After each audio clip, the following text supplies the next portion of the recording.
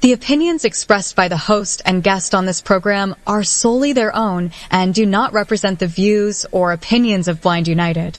We strive to provide diverse perspectives and discussions on our platform, but the opinions expressed should be understood as personal viewpoints and not reflective of Blind United as an organization.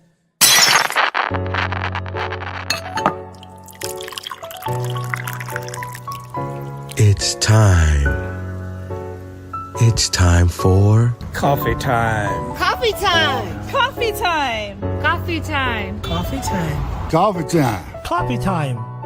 And here is your coffee time crew. Well, good morning, everyone, and welcome back to Coffee Time with Blind United. Glad to be back with you guys. Feeling better today. So anyway, we got Miss Britt with us today. Good morning, Britt. Good morning. And then my brother Pedro. So, good morning, guys. Good morning. Well, get right into the interest groups. I ain't got none.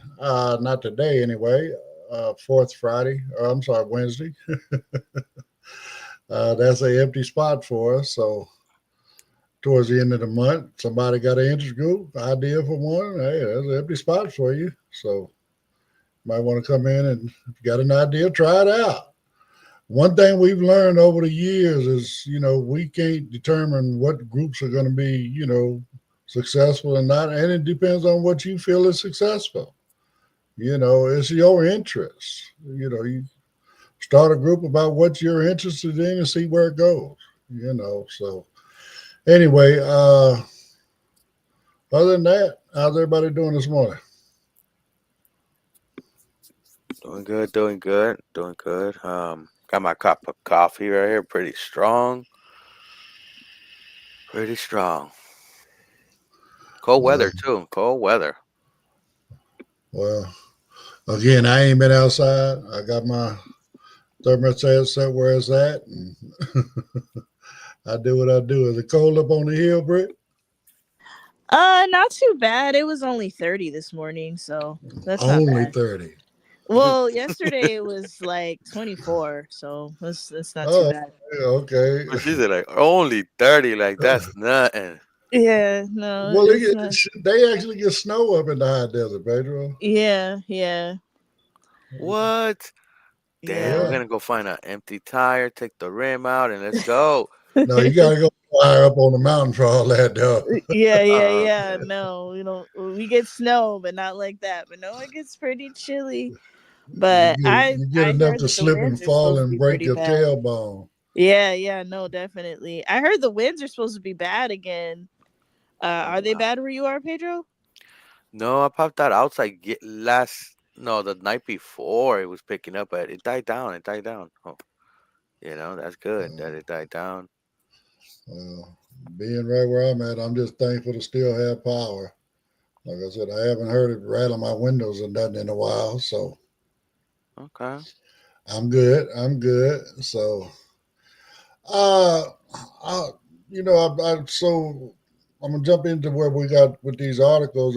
Hope you guys remember the conversation Monday with Jimmy and the You Can't Give initiative and stuff like that. The efforts of trying to get canes in the hands of people and developing countries and stuff like that. So I went ahead and did a little research and I just pulled up some stats and facts and stuff for you guys. So we're gonna play that one and let y'all see where we at with it. Today on Coffee Time, Bridging the Gap, access to mobility devices and training in developing countries. Access to mobility devices and proper training is a critical issue for individuals with visual impairments in developing countries. Economic, environmental, and social barriers contribute to a significant gap in services, leaving millions without the tools they need for independence. Let's explore the challenges and ongoing efforts to address this pressing issue. Challenges in accessing mobility devices. Availability and affordability. Limited supply. In low and middle-income countries, only about 3% of the demand for assistive products, including mobility devices, is met. High costs. Many individuals cannot afford mobility devices due to their expense and lack of subsidies. Training shortages. Lack of specialists. Orientation and mobility specialists are scarce, leaving many individuals without proper guidance on how to use mobility aids effectively. Minimal reach of programs. Community-based rehabilitation, CBR, initiatives provide some training, but their scope is often limited, failing to reach those in remote areas. Barriers to independence. Infrastructural challenges. Inaccessible environments, public spaces, buildings, and transportation systems in many regions remain inaccessible, limiting the practical use of mobility devices. Cultural stigma. Social exclusion. Negative perceptions and lack of awareness about disabilities create barriers to integration and support. Efforts to improve access. Global advocacy and support. World Health Organization, WHO, guidelines. WHO and UNICEF advocate for increased availability of assistive technologies, providing frameworks to improve access in resource-limited settings. NGO contributions. Light for the World and others. Non-governmental organizations are playing a pivotal role in improving mobility training and device distribution. These efforts include workshops, funding programs, and awareness campaigns aimed at empowering individuals with disabilities. A multifaceted approach for change. Addressing these challenges requires collaboration between governments, NGOs, and communities. Policy development. Establishing policies that prioritize funding for assistive technologies and accessible infrastructure. Capacity building. Training orientation and mobility specialists to ensure wider coverage and improved services. Community engagement. Promoting awareness and reducing stigma to foster an inclusive environment for individuals with disabilities. A path to independence. With sustained effort and collaboration, we can break down the barriers that limit access to mobility devices and training in developing countries. Empowering individuals with visual impairments to lead independent lives is not only a matter of equity, but also a step toward building inclusive societies. Coffee Time Crew, what are your thoughts on the role of global and local initiatives in addressing these challenges? Let's discuss how we can work together to create a more accessible world. Now, back to the Coffee Time Crew for their insights. Well, there's certainly a lot in there to unpack. But the sad number for me is, only 3% of the demand is being met. You know, I mean, World Health Organization, I don't know how much work they're really putting in. I know they keep the world connected health wise or whatever, but, you know, well, let me leave that alone because somebody just removed us from that. But it takes a low, like I got whatever they call them, the NGOs or whatever they were. I think that was the term they used, the non-governmental programs. I was actually surprised that we didn't hear about You Can't Give In There, in some way, shape, form, or fashion because of the amount of work he's done in the last 10 years. Yeah, yeah, that's true. You would think he will be on that list. Um, because he does go put in work and put these canes on even on these children's hands. Um, and that's a great initiative, great cause that he's doing. But yeah, that's a low number, only 3% being met. That's global, right? Yeah. Oh Well, wow. in developing countries. Yes, in developing countries, yes. Yeah. So it's Yes. not necessarily global, but within all developing countries. Yeah, and locally, where I'm at, a lot of things are met. We do have funded by the state, that has the DOR, Department of Rehab. We are fortunate to have programs like that. There are places that in developing countries they don't have programs like that. There's kids that have to hike, go through rivers, mountain ridges, and other things like that to get to their school, to get education, just to have to thrive in life over there. And from our interview with Jimmy, they were using like antennas, the little stick from the antenna, and other things like that to make it Piece of work. PVC pipe, whatever you want to call it, conduit, Mhm. just pretty much whatever they can find that works for them, that's the sad part, But again, the whole thing of, the in essence in them third world, the really is sad because a lot of times they become outcasts as well. You know what I'm saying? They don't because they're not productive members of society. You know what I'm saying? That they're forced into certain levels of seclusion, if that makes sense. Mhm. So I mean, it's being able to put this in their hands and let them, see they can have that independence and stuff like that. Especially again, with these digital solar powered digital talking book things that Jimmy's also giving out. I mean, hey, you do some educating as well. You got number one, you got instructions on your O&M. You got instructions on how to repair your cane. But depending on how big the memory is, you probably store a couple books at a time at least and learn some stuff. You know, Mhm. and maybe rotate them or something. But we got to do more to help our people, around the planet, man. That's the whole concept here. The governments in these countries, they don't have the money to, put forth the programs and stuff for the needs of these people. That's why folks like Jimmy are needed and other, well, whoever can help should help. I'll put it that way.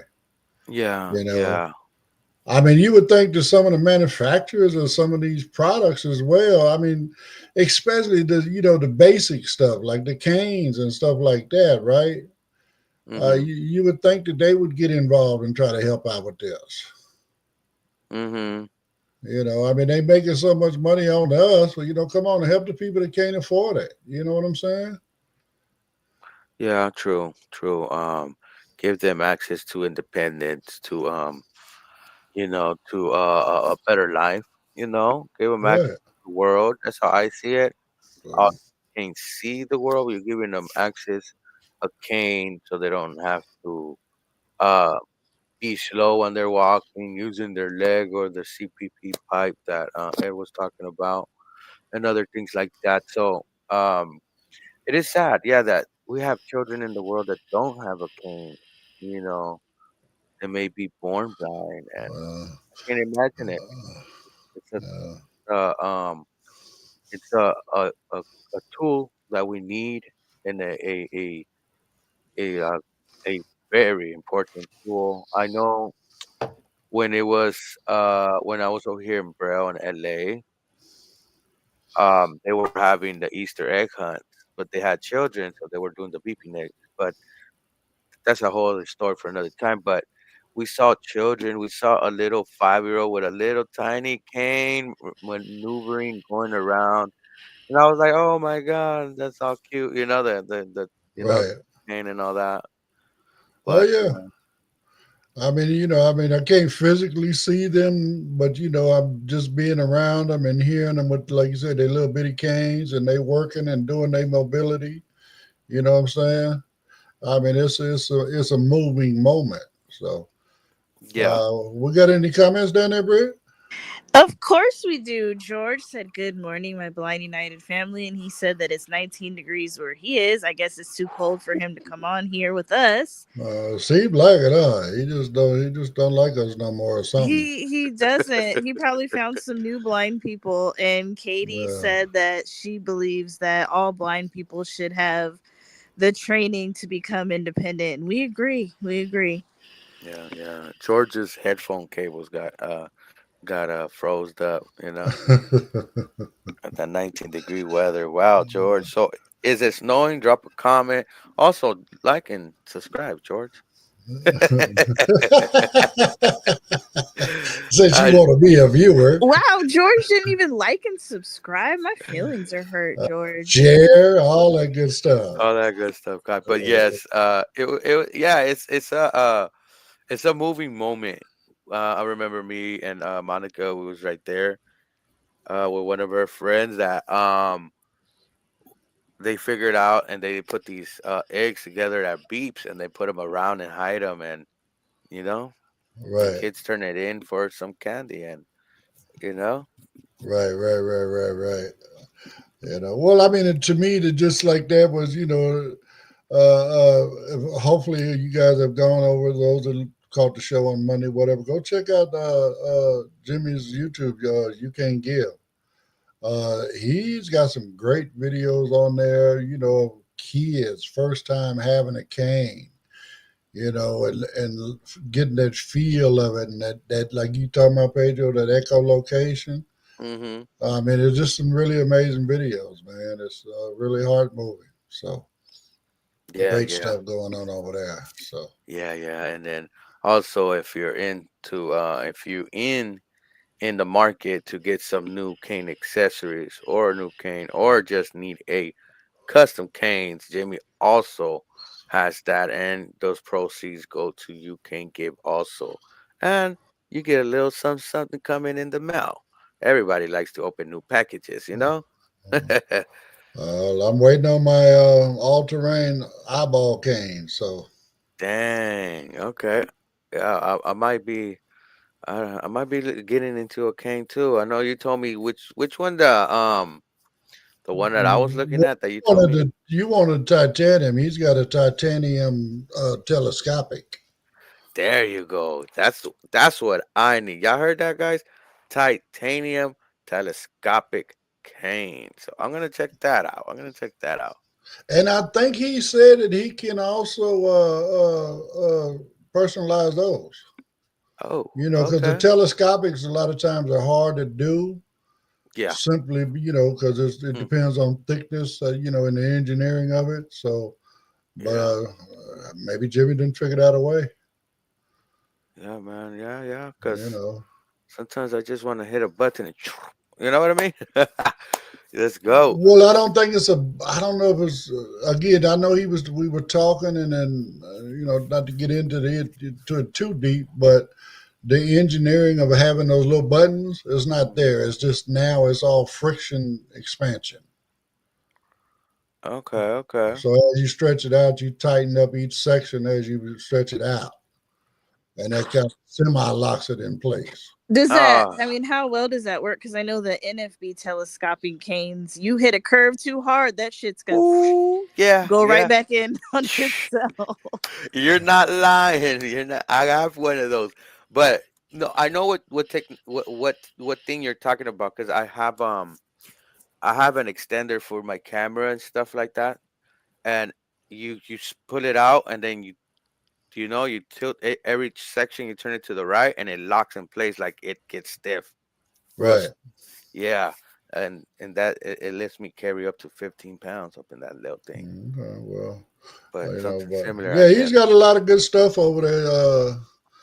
I mean, I don't know. I know. Check that out. I know Monica's birthday coming up. She's, she's looking for that light you put on But her cane. she's probably watching Ed right now. Uh, that's Or maybe something. you should get her a cane, maybe in her favorite color, her favorite sports She got team. it already. She already got the cane. She got a purple cane. Yeah, she got Oh, a purple cane. okay. I ain't mad at her. She got a purple cane. Now we just need to accessorize. Yeah. That little light will be dope. Something pretty bright. But Yeah. yeah. So you can give guys customcanes.com. That's custom with a K. And we're gonna cut to a quick commercial break, and we will be back. If you'd like to know more about Blind United, you can visit our website at blindunited.org. You can email us at info@blindunited.org.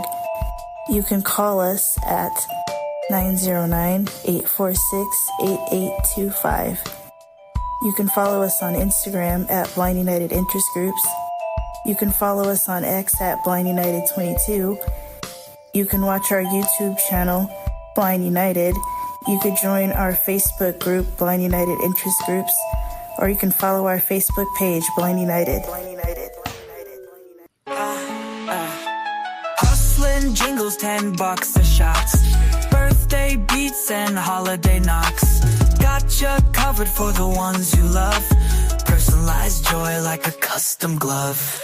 Get your jingle hot and fresh. Info at blindunited.org. $10 only, no more, no less. We make memories you can't afford. Got a catchy tune for your babe. Poppin' beats like dreams we crave. For Mama's Day or Papa's cheer, let's make smiles from ear to ear. Get your jingle hot and fresh. Info at blindunited.org.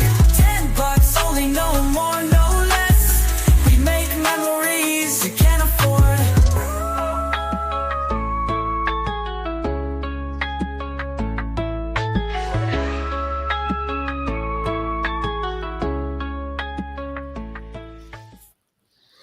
I like that little part in there. We make memories you can't afford. So, for those that may not know, we're launching this with Valentine's coming up. Again, personal jingles. Pedro's got a form he can have you just fill out, and you can pick the genre you want, who is to, what the celebration thing is, whatever, all of that. So get you a little personalized jingle. You can give to your special someone on the holidays, whether it's Valentine's or moving later on, maybe graduation, birthdays, getting your first car, having your first drink. I don't know. We can cover it all. Yeah. So I will be sending out an email to our email list. You will get that in your inbox soon. And I do got a form, and it's not that complicated, just a couple of questions. So, we'll find that soon. Also, we'll be posting it on Facebook and stuff like that, social media. So we'll see Yeah. what we create. We create memories that you can afford. And we, again, I mean, understand everything we do at Blind United, our interest groups, everything we do, yada, yada, yada, it's all free. So this is also a source of income for us, I mean, you get something for helping us, right? All that kind of good stuff, and let our stuff keep growing. And the more we can do, the more we will do. That's for sure. So, hey, it's just one way you can help support and get a memory you can afford, right? Man, I keep throwing it out there. I think it's such a great idea that, you create something special for somebody, right? And then bottom line, add it to their phone as a ringtone. That way, when you call, it plays. You know what I'm saying? Yeah. Even if you want to generate like a ringtone, could be possible. Now making it a ringtone will be a iPhone Zoom technology class right there. Right. And again, that's what we do. So That's what we do. Yeah. that's what we do. So, all right. Well, we can move on to the next couple of articles we got. These both actually covering, workers' rights and, fair pay and all that other kind of stuff. I mean, I know everybody should know about the Amazon strike. Well, it's still going on, and then we got another one coming up. So let's play this continuing thing on Amazon right quick and see where we are with Today it. on Coffee Time, the largest Amazon strike in U.S. history, a movement for change. As of January 21st, 2025, a historic labor strike involving approximately 10,000 Amazon workers, supported by the International Brotherhood of Teamsters, continues to unfold across multiple states, including California, Georgia, Illinois, and New York. This strike, which began on December 19, 2024, is being described as the largest of its kind against Amazon in the U.S., highlighting growing tensions in labor relations. Why are workers striking? The strike was triggered after Amazon failed to meet a December 15th deadline set by the Teamsters to begin contract negotiations. Workers are demanding higher wages, advocating for fair pay that reflects the demands of their work, improved benefits, calling for better health care and additional protections for workers, safer working conditions, highlighting concerns about the physical toll of their jobs and the need for workplace safety enhancements. Amazon's response. Amazon has claimed that many of the striking workers are employed by third-party contractors, not Amazon directly, and has disputed the union's portrayal of the situation. The company has stated that the strike has had minimal impact on operations, with contingency plans in place to ensure deliveries remain on track. Union's argument.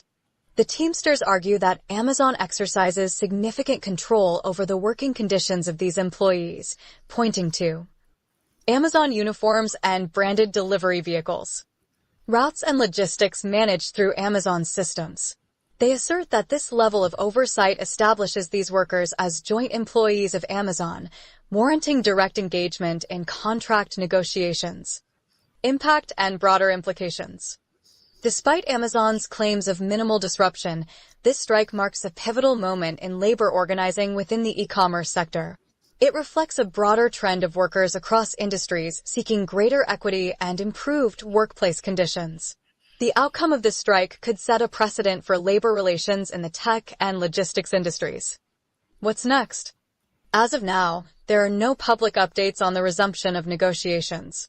The Teamsters remain steadfast in their demands, underscoring the need for formal recognition and a collective bargaining agreement.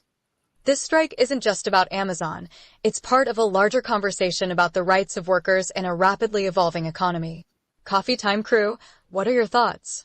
Could this labor action inspire change across other industries? Let's discuss the future of work, equity, and worker empowerment. Now, back to the Coffee Time crew for their thoughts.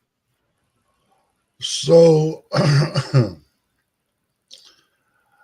I mean, I get what they're saying about, these folks that are on strike right now being third-party contractors. But let me explain what Amazon did. A few years back, just so happened I was looking into it because I had a few extra dollars and I thought about getting into it. Amazon offered a thing where you could come in. It's almost like with a franchise, and you got a district, a region, right? But you had to buy your vans from Amazon. They had to have all the Amazon, your employees had to do all the Amazon, uniforms, the whole hookup, right? And now these companies have gotten so big in the workload, and Amazon is basically just running them, ragged, right? These delivery drivers are banding together. I mean, that's what truckers and transportation people do, Teamsters, But again, they're trying to fight against that. Now, my personal opinion, you want it to really work, you got to convince them people to sit up in there packing them packages and walk out with you. When you bring their whole process to a standstill, that's when you get results. I mean, there's always going to be somebody to do a delivery. Yes, yes, yeah. If they could make it work like that and make it crawl to a halt, yeah, I think they can move forward.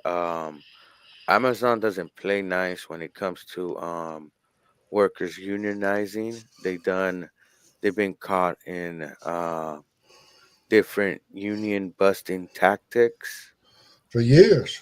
for years, and uh, the way Amazon drivers work and are monitored in their trucks with cameras and other things like that, that some are not able to hit a bathroom break. We've seen them shorts and stuff like that within social So media. let me throw this question in the mix. How am I, an independent third-party contractor, if you're monitoring me to that level? Exactly. They just want that term so they won't be liable and need to put in for extra things they would need, those workers, because they're not under the worker umbrella. They're a contractor. And this is the terminology that these huge corporations use to get around. Um, it's similar to what they were calling their workers, contract workers, you Right. know? Yes, And and they still want to call them contract workers. I mean, although they do now hire workers, but the majority of the folks are they consider them contract workers. yeah, and if you thinking of getting hired by Uber and they tell you, well, you get hired and get your tips are being taxed also. As long as it's going through that app, you paying taxes on it, you know. So Yeah, so you might think and it's like, then think about that, you Uber driver, you know, riders, you know what I'm saying? Think about that as well. I mean, you know, you got a good yeah, driver, whatever, drop a couple dollars cash on him. That way it don't go through the app, he don't get taxed. yeah, You know, because so they're getting taxed, and even their hourly workers are getting taxed their tips. yeah. I So don't know if their contractors are. To tell you the truth, I know their workers are. well, they're 1099 workers, so whatever's going through that app, they're getting 1099 for. Okay, okay, there you go. You know, so Yeah, I mean, and then with the Amazon and their union busting tactics, um, in our current um landscape, um, unions are kind of not where they need to be. They've been a lot of companies, they hate that. They fire people, they get rid of people, and they do these tactics so workers won't unionize. But sometimes you need to unionize to get a better bargaining deal. I mean, the working man needs to stand together. I mean, you know, we need to stand up for each other. I mean, just you know, I mean, I hate to go here, but just like we're Blind United, we need to stand together. You know what I'm saying? When we stand together, we can make things happen. And whether it's you know these delivery drivers, whether it's those folks working on the line and having to meet the quotas on how many packages you know when they process or envelopes they process, whatever the case may be. You know, it just uh, it could be very daunting. You know what I'm saying?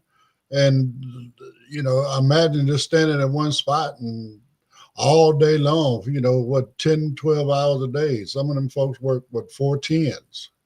You know, so they just standing in one spot all day long doing the same thing. It's you know just becomes so repetitive that you know, for a person that does a lot of typing or whatever like that, that's where you get tendonitis and all that other kind of stuff. You know, it's not ergonomically friendly. I guess you want to go, you know. So, but I mean, again, we all got to stand up together. I mean, because you know my opinion, y'all. Corporate America don't give a, they don't care about us. They worried about their bottom line, whatever that may Well, be. it's kind of being proven. Uh, it's kind of being proven within our business class and our people that are there. You know, you could already see it happening even with our insurance companies with this whole scandal with the uh with with Luigi Mangione and things like that. They're getting more. They want to get more coins out of your pocket is what they're doing. You know, with its algorithms or cutting corners or shrinkflation. These companies that take out something from a packaging that you might not notice. You might get an Oreo pack and 4 or 5 cookies are missing, like they're shrunk. You might Right. get you might get these hot Mhm. pockets and they don't have the little hot pocket slip no more because what? They took that out, but after they sell so many packages and packages, they will stack up those 10, 20, or whatever 50 cents it was for that. It will stack up and make some money for them, and they're looking. It's their anywhere to bottom make a line. dollar. Yeah, That's all they care about is their bottom line. I mean, and I say that even like with we talk about my power and the winds and all this stuff. Edison, it might be a public utility, but it's privately owned. They got shareholders, and they don't want to take their billions of dollars of profit, right, and reinvest in the infrastructure. They want to put it in their pocket. hmm They don't want to secure, a residual income, for the next 10, 20 decade, or, at least 2 or 3 decades, with the right investment, it could last, at least 3 decades, three, possibly four, where they got good, reliable money coming in, but they it's want to take like their money and run. yeah, it's like they just uh bought the car and was like, you know what? We're just gonna drive it until it's done. We're not gonna maintain it. Like we're just gonna do like the brakes, but we're not gonna change the oil. We're just gonna change like the little brakes, maybe the tires, but we're not gonna change what keeps it running. And we're not gonna upgrade the body. We're not gonna upgrade the engine. We're not gonna do none of that. And you need to do that. You need to upgrade it.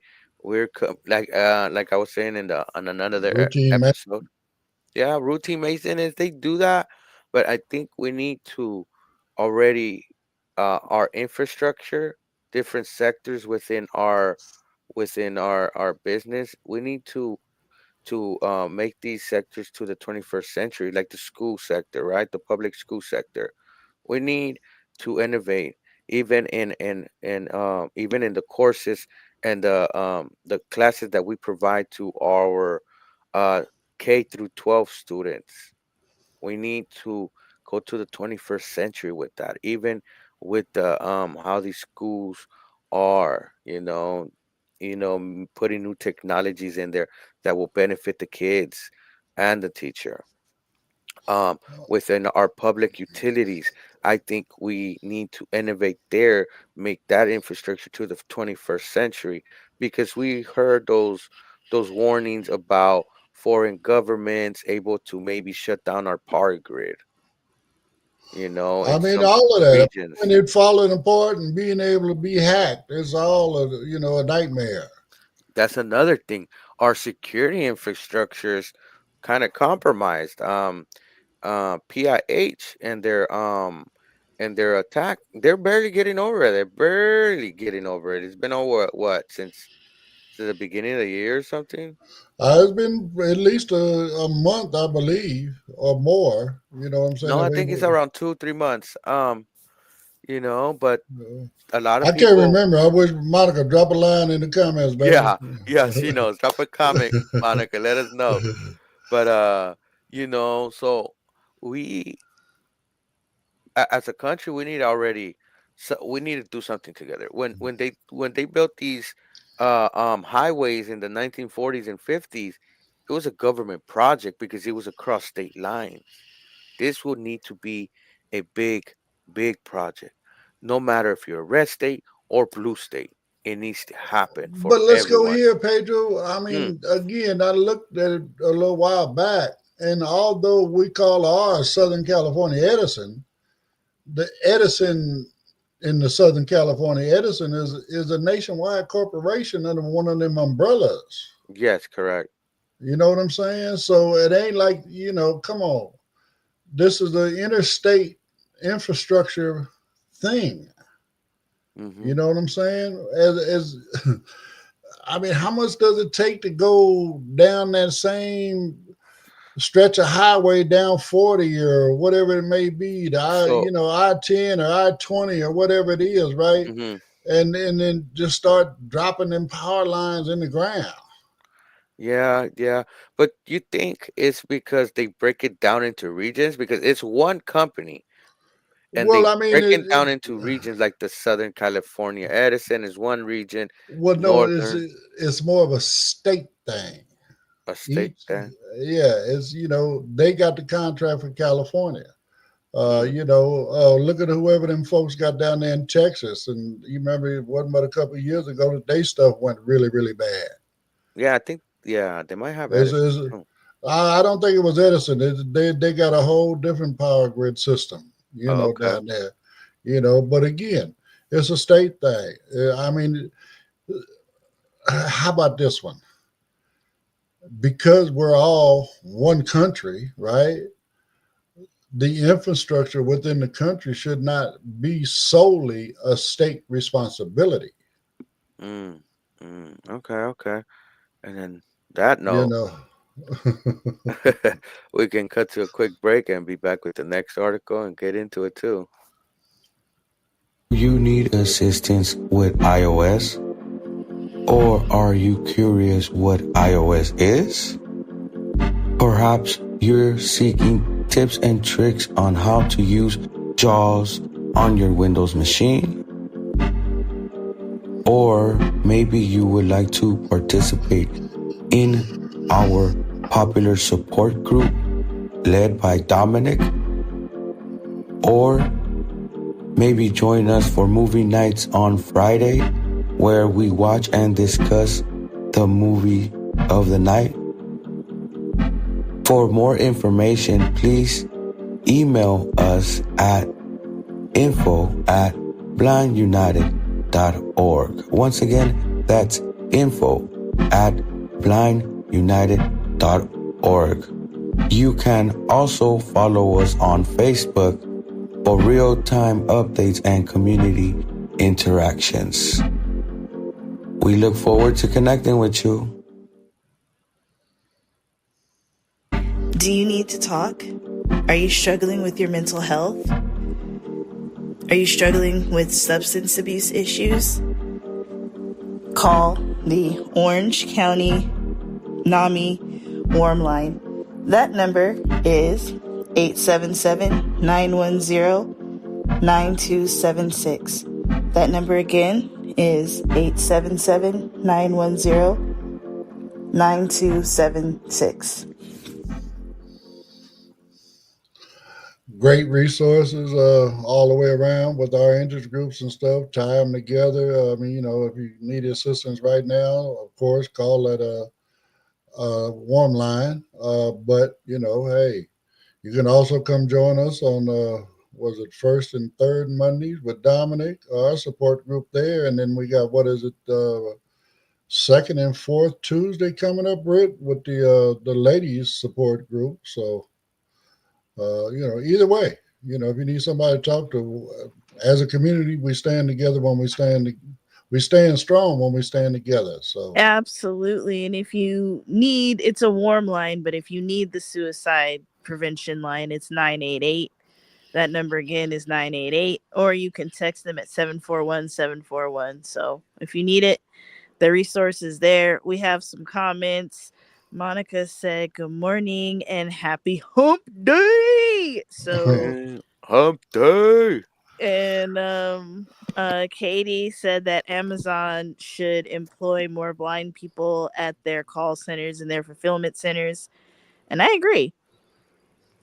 I mean, we know a few that work there, but again, they could always do more.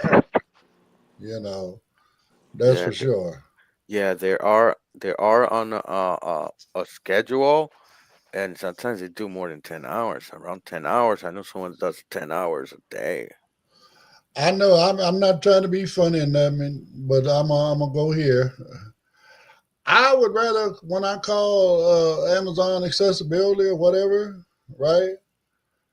I'd much rather be able to talk to an American blind person than that speaks and understands English than one of these offshore call centers where they speak English but don't really understand. They make it difficult for us to be able to communicate with them. So Yeah, I mean, again, we don't need to have just because it's cheaper. They go over there because it's cheaper.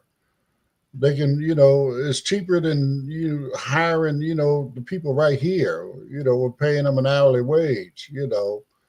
Uh, and that strikes on the mentality that these corporations and CEOs and people that run these companies, They have a mentality like that. Well, it's cheaper. It's cheaper. Yeah, Nah, let's let it slide. It's cheaper. Don't fix those lines. Don't put them under the floor. It's cheaper not to. so That's that on that mentality, note, I guess. we're gonna talk about some other folks that's trying to be cheap. Got another strike coming up on the mix. Hopefully, they can do some negotiation and come to an agreement before. I believe it's January 31st. So check this one out. Costco's got some stuff going on. Today on Coffee Time, Costco workers on the brink of a nationwide strike. As of January 21st, 2025, Costco Wholesale faces the possibility of a nationwide strike involving over 18,000 employees represented by the International Brotherhood of Teamsters. With the current labor contract set to expire on January 31st, 2025, the union has ramped up pressure on the company, with 85% of its members voting to authorize a strike if negotiations fail. Key issues at stake. Labor contract negotiations. The Teamsters have accused Costco of rejecting 98% of their proposals. Their demands include improved wages. Workers seek compensation that reflects Costco's record-breaking financial performance. Enhanced benefits, calls for better healthcare, retirement options, and workplace safety measures. Fair practices. The union has filed unfair labor practice charges against Costco, citing anti-union activities such as expelling union representatives and restricting access to union bulletin boards. Costco's financial position. The company reported a net profit of $7.4 billion for the fiscal year ending September 1st, 2024, representing a 17% increase from the prior year. The Teamsters argue that Costco's financial success underscores its ability to meet their demands, labeling the company's current negotiation stance as greedy. Union's message. Teamsters General President Sean M. O'Brien has taken a firm stance, warning that workers will not extend their efforts without a landmark agreement. Costco's greedy executives have less than 2 weeks to do the right thing. If they refuse, they'll have no one to blame but themselves when our members go on strike, he stated. Costco's response. While Costco has yet to directly address the strike authorization vote, CEO Ron Bacris has stated the company is committed to a fair and timely negotiation process. He also pointed to Costco's 40-year history of fair dealings with the union, suggesting optimism for a resolution. What's at risk? A nationwide strike could severely disrupt Costco's operations, affecting supply chains and in-store services during a pivotal retail period. With negotiations continuing in the days leading up to the contract's expiration, the stakes are high for both sides. A broader movement. This potential strike aligns with a growing wave of labor actions across the United States as workers push for better wages, benefits, and conditions in the face of rising corporate profits. Coffee Time crew, what do you think about this developing situation? Could this strike set a new precedent for labor relations in retail? Let's discuss the evolving power dynamics between workers and corporations. Now, back to the Coffee Time crew for their insights. $7.4 billion. Do I need to say anything else? I mean, literally, that's enough for everybody to get a piece of the pie. You know, to be fair, right? Why did shareholders get to get all of that? Why can't the workers that made it happen for the shareholders get a piece too? Yeah, back in the 1970s and 80s and stuff like that, it was about um giving back to the workers. They're the one that make your things happen, make your company grow and expand. The better you kept the workers, the more you get to grow. It seems like it has changed. You keep your board members satisfied and you give less to the workers and keep them happy. And when you have a difference of 300% than what the average worker and the CEO is making, we have a disconnect right there. We have a big, Yeah, big big, gap big in, disconnect. yeah. And for them to think that this is okay, um, I don't know what's going on. I don't know, and I don't know if there needs to be some guidelines set in place for like CEO bonuses and stuff like that.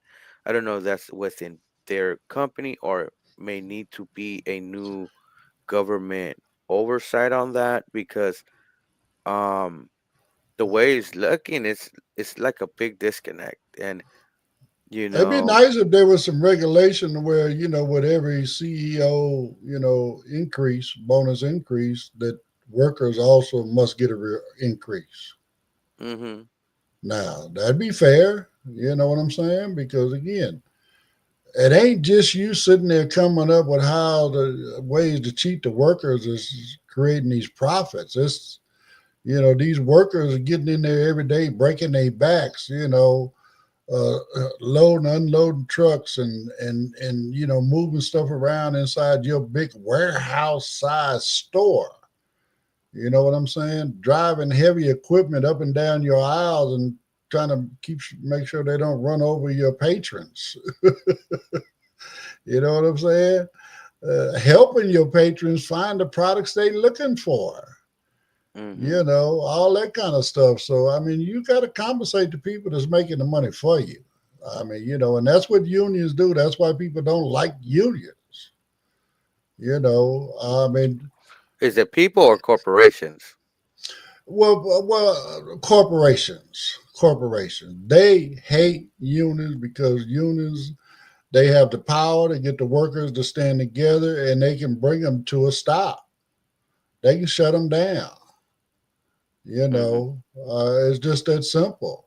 So they don't want somebody to have that much power over them. But if you take care of your people, you don't have that problem. You yeah know, I mean, in today's world, you're always going to find what they call scabs. You'll find people that go over the cross the picket lines and stuff and do the work that you're striking about, right? But the quality of the service that you're going to get, they don't know. Your workers that are standing out there on the picket line. They already know your program. They already know your policies. They already know, the how you want things organized or whatever, right? Now mhm you bring in some people that, excuse my language, they don't know their ass from a hole in the ground. And somebody coming in and says, "Well, okay, well, where's the top ramen? Maybe it's over. It don't work. It don't work. Take care of your people, and your people take care of you." yeah yeah and yeah, it's unfortunate we have that disconnect, and it's unfortunate that corporations hate unions, but what unions are here to bargain for the blue collar, or let's just say for the worker. They're here to go with these corporations and bargain and see what they can get for their workers. That's and for the corporation to hate unions is basically saying what we don't want and hate workers coming together and bargaining as a whole block. Well, see, another thing Block. what unions do, they help expand the middle class, right? And if anybody's paying any attention to what's going on, they're trying to eliminate the middle class. So, just throw that in there, before we end this show in a few minutes.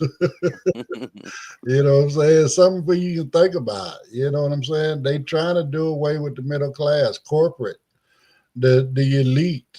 Uh, Look at the moves they making in real estate, where they're no longer building homes to sell, they're building homes to rent.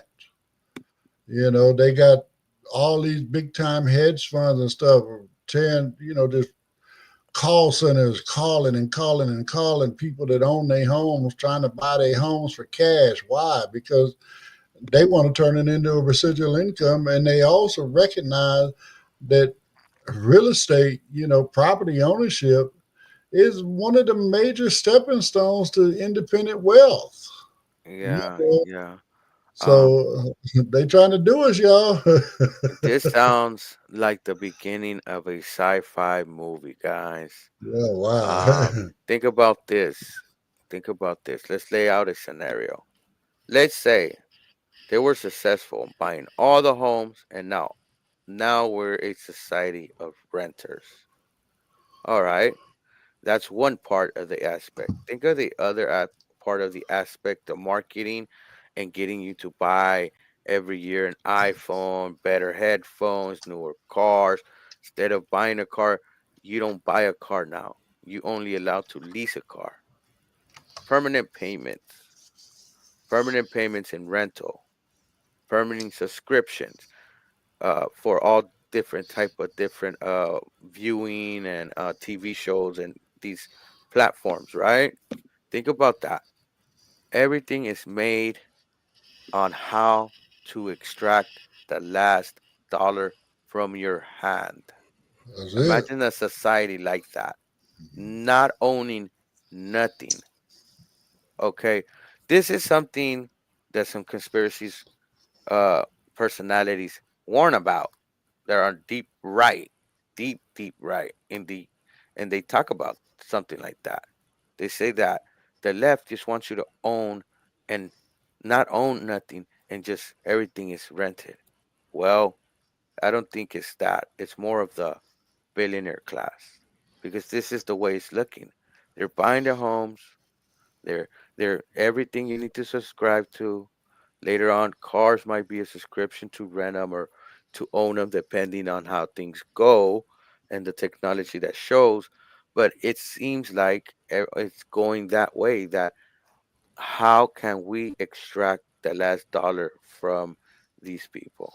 It And seems keep like it from stacking it up in a bank somewhere and buying hoarding. stuff to, you know what I'm saying, where they can turn it into, actual wealth. They don't want us to have that. So that's, but, hey, we got to keep fighting. You got to do what's right for the people. Otherwise, they're going to truly take over. You know, uh, uh, I mean, it's sad. It's truly, truly sad. And all of this stuff is all being done digitally. I mean, how many people actually carry cash anymore? You know what I'm saying? All these subscriptions you're talking about, all that stuff is automatic. It just every month, ding, okay, another $21 gone. Ding, oh, another $8 gone. Every time I open up my bank app, the little AI in there says monthly subscriptions can add up. Yeah. Do you need an application? Subscribe to this application to buy your subscriptions that you are using. So, I It's mean, like it's you're crazy. calling us like, oh, you're ignorant. You don't know about your bank. You don't know how to go look at your bank. Like, yeah. Oh my God. I don't know. It seems like it's there to extract wealth, and Yeah, but it's a little crazy. Well, we got a couple minutes left, Britt. We got any more comments down there? Did we lose Britt? we might have, Or maybe. you know. You want to go down? I'm gonna go up, and we'll get ready to get out of here. All right. Let me go down here and check it out.